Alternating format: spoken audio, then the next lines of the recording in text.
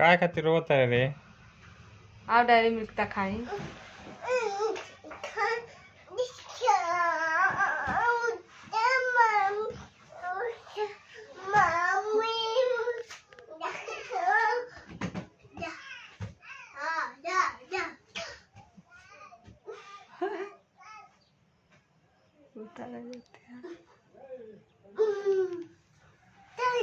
बाबू खाजी खाजी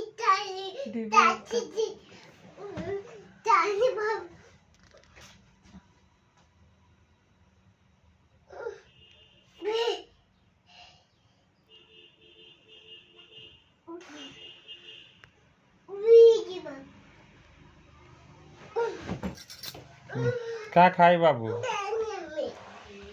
के dairy milk ले आइल बा?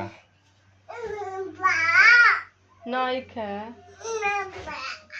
नहीं खे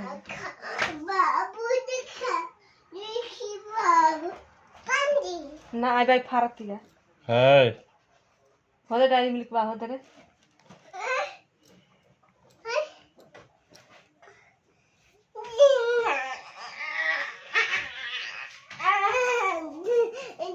जो सोफा पे चढ़ के उतार ले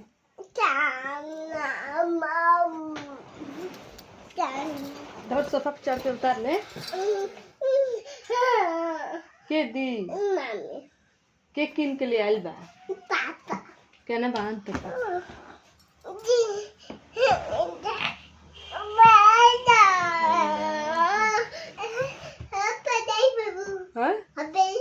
हाँ पर जाए केरा खाइबू अनार खाइबू हाँ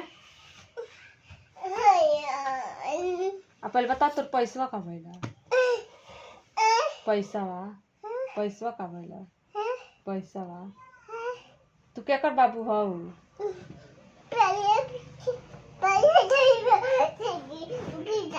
पहले बतावा केकर बाबू हौ तो डेयरी मिल्क के